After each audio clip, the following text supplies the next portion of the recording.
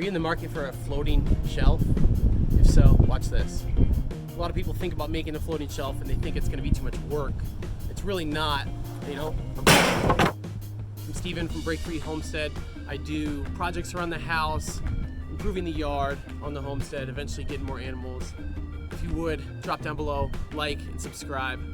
All right, the shelf we're making today is going to be this is a 6" by 1 board, so it's actual 5.5, and we're gonna make the face, and it'll be a little bit wider on top, so we're gonna use an 8".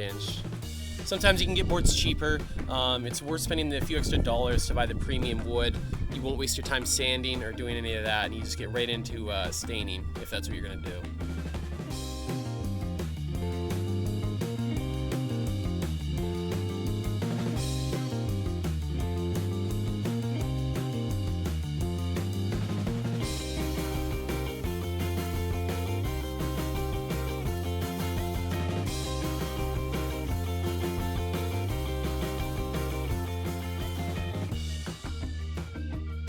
All right, so we just made our 3 36" cuts for the full front, top, and bottom. Our front's gonna be the 6" piece, so our 8s will just stand up like this. And you wanna make sure that your front is covering these so it's not exposed and it looks like one big flat piece on the front.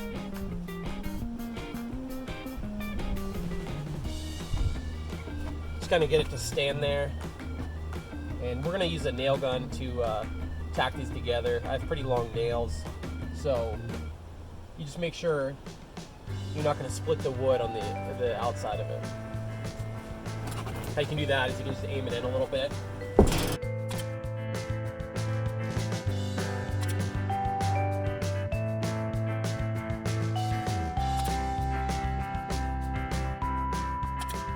Your board might be curved a tiny bit. Just pull it and straighten it out with the front board.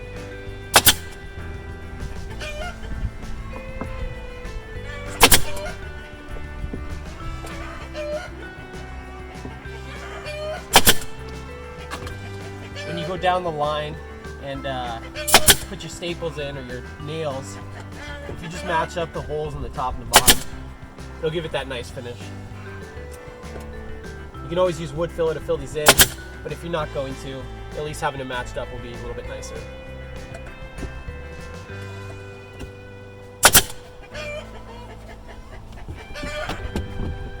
All right, here's our base. Now all we need to do is measure this and make the cut on the 1x6, and then just shove it in there. Do the same thing from the top and the bottom. All right, got my pieces cut. Mine happens to be 4 by 7 1/8, so not too hard. Flush.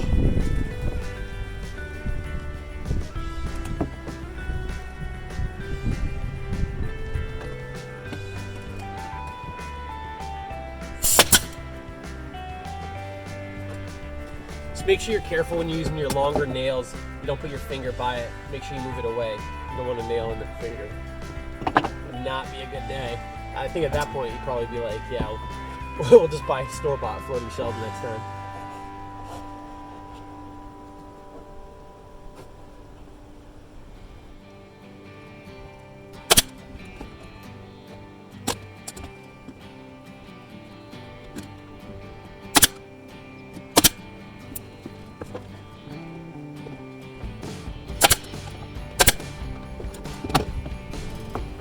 All right, the shelf is all set. We'll give it a quick sand and then stain it.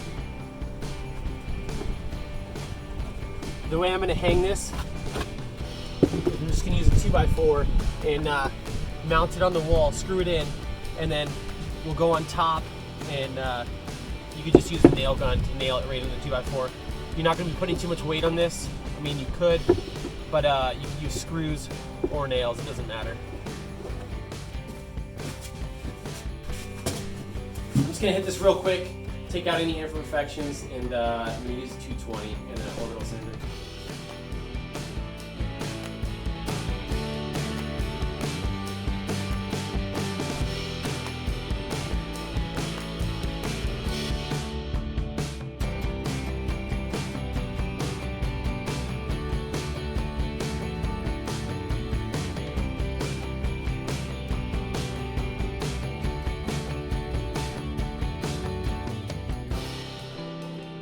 All right, the shelf is all set and sanded. We're gonna hit it with the stain right now, and then we will also hit some trim that's gonna be matching this in the mantle. All right, guys, make sure you're wearing your gloves.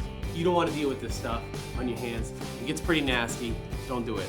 Using the mini wax, gray, and what I typically do is I use this red shop towel, just rip it in half and use it to wipe it down. Nothing fancy. You don't have to buy a staining sponge or anything like that, so it works out pretty well.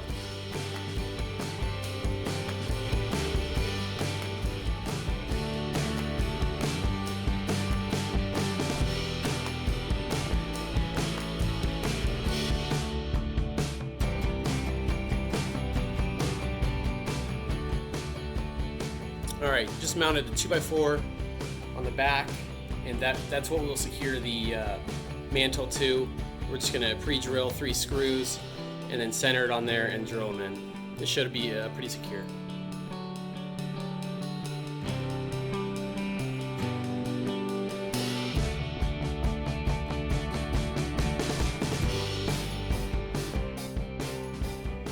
All right, the floating shelf is all up, installed. We're using ours as a mantle. It looks pretty good, especially going with the offset sides with the 8-inch top and the 6-inch front. Definitely adds a nice touch.